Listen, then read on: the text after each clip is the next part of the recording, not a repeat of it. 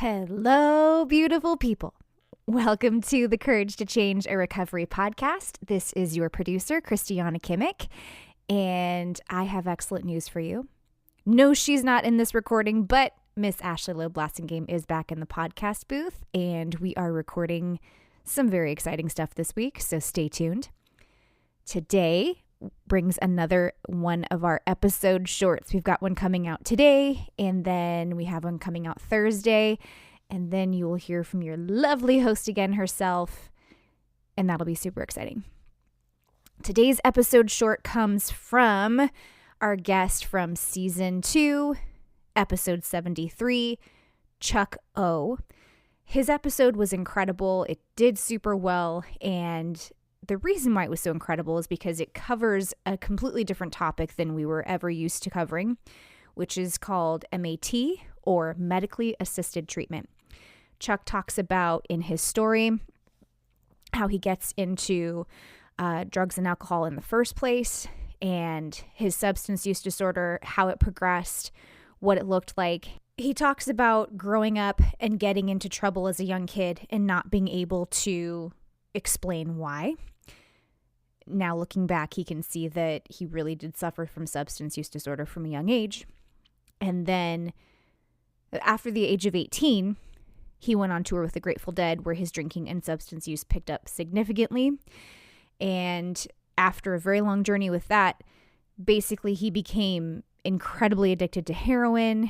And the only way he could see getting himself off of heroin was by using something called MAT, again, or medication-assisted treatment or medically assisted treatment, to help him basically transition off of the heroin through the use of something called methadone.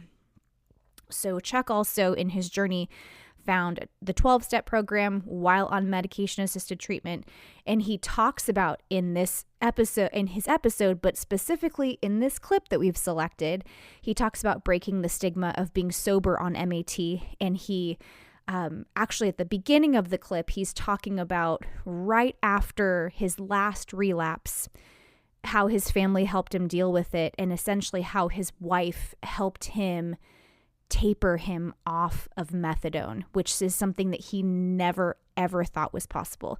He thought that once he transitioned from heroin to methadone, which is the medication-assisted treatment, that he would be on methadone for the rest of his life, and that was the best that he could ever hope for. And so this clip is so special. This was one of the moments that I definitely cried from, the sound booth while I'm listening to the recording. Just such an incredible story of love and redemption. And if you want to hear Chuck's entire story, it is absolutely unbelievable. Check out episode 73. We'll link it to the show notes as well.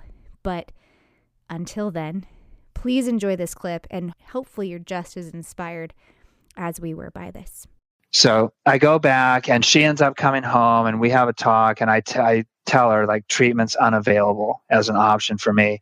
And she asked me if I would be willing to give Alcoholics Anonymous one more shot. And I say yes. And I still know I'm not going there to get sober. I'm going there because I'm voluntarily surrendering a family, and I need to at least be able to say that I tried. At least say that I tried. And I go to this little meeting hall that's on the far east side of town, and I see the same people that I'd always seen whenever I'm finding out who's chairing. But this time it's odd to them that I'm still there 10 minutes into the meeting. And this guy, Pat, who never says anything during the meeting, he's just like the real strong, silent type, never says a word. I stay for the whole meeting. I'm walking out that night, and Pat stops me, and he says, "Chuck, you're suffering. I can see in your eyes that you are suffering. You don't have to suffer like this. I promise there's a way out." And I don't know what it was. I was desperate. I was willing to grasp at anything, and Pat was there. And he said, "I want you to meet me tomorrow night at this men's stag meeting. It's a closed men's stag meeting of Alcoholics Anonymous." And I'm thinking, Jesus Christ, what am I going to, a closed men's stag meeting of Alcoholics Anonymous sounds about as appealing to me as getting hit with a fly swatter. There's nothing I want there. But Pat asked me to do it, and he took the time to stop me and care. And so I agreed to meet him there. And I knew the stigma hasn't gone anywhere. Like there's still a great deal of stigma around opiates and medically assisted treatment, and I'm already fully entrenched. Like I'm on a daily dose of Suboxone. And I just kind of throw myself on the mercy of this group, which looking back, I'm not really sure why I was willing to do that. But this meeting had a group of really solid old timers that had been in Alcoholics Anonymous forever. There was no nice cars in the parking lot, but these guys were all long-term members of AA who were serious about the program. And I tell them, here I am, that he was on methadone. And back in those days, it wasn't about keeping you on it forever. Like they wanted to get people off of it. So they would mix it with orange juice. And finally, he gets to the end, and the nurses tell him, Paul, you can come forever. You can keep coming and paying us for as long as you want, but there hasn't been any methadone in your orange juice for over a month. So it's really a waste of your money to be here. And I remembered that. I had heard it years earlier, but it always stuck with me. And I said to Nicole, what if we talk to my doctor and see if we can organize a blind detox? Because I know my truth. When I get to close to zero, I'm going to leave. You're going to lose me. It's a guarantee. It's what's always happened. It's what always will happen. And so we agreed together to go on this journey of a blind detox. And Nicole was such a champion about this. This is not an easy task, right? Because not only does she have to go through the legwork, by the end, Suboxone pills come in 2 milligram, 4 milligram, or 8 milligram pills. By the end, I'm getting this 2 milligram pill.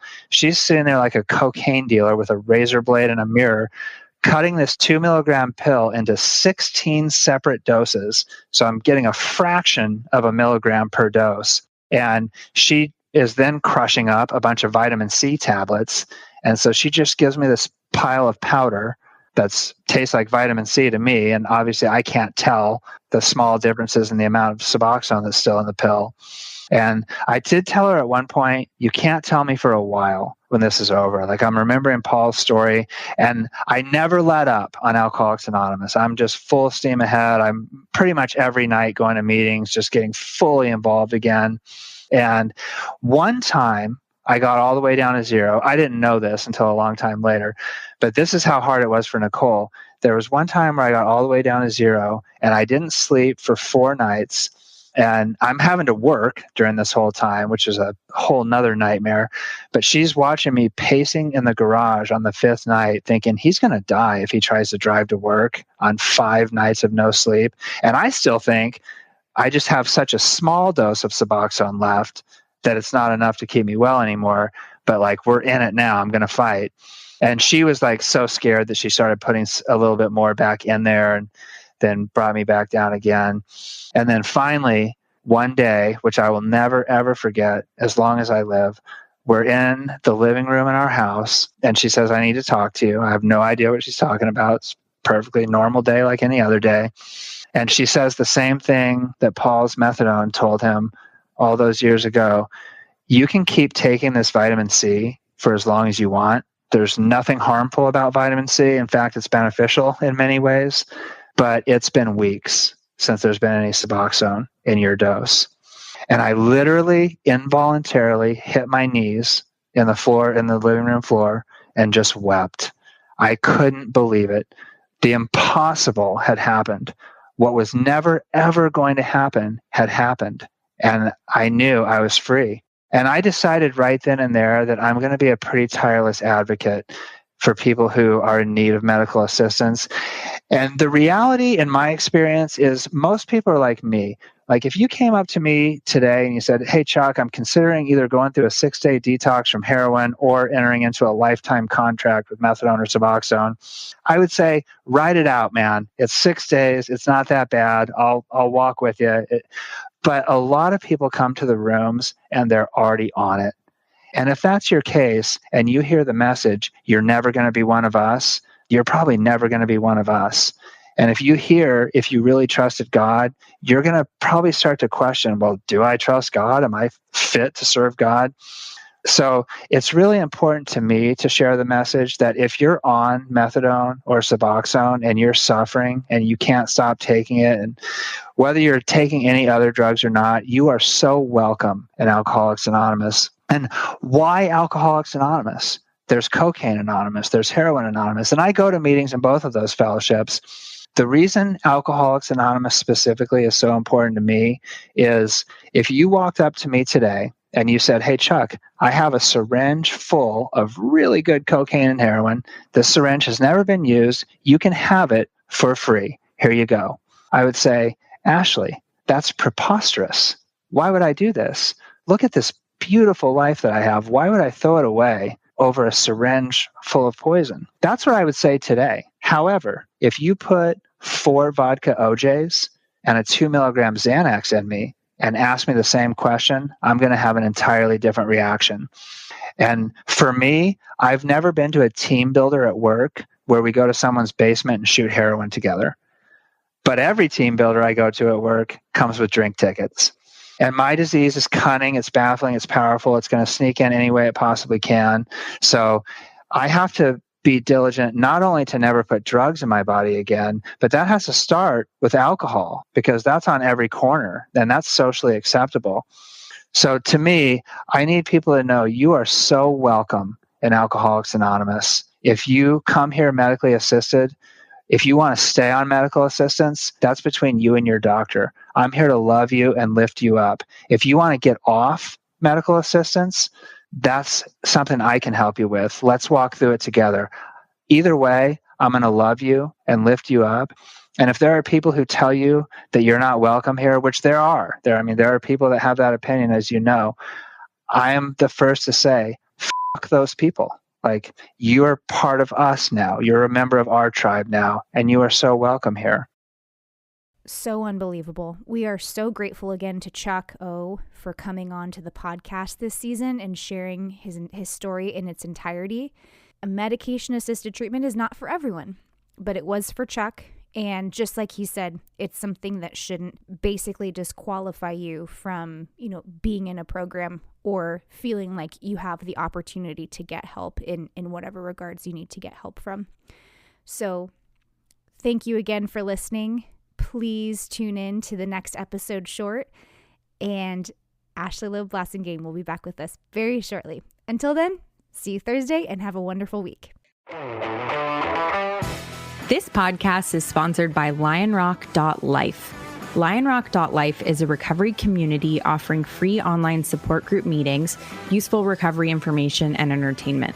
Visit www.lionrock.life to view the meeting schedule and find additional resources. Find the joy in recovery at lionrock.life.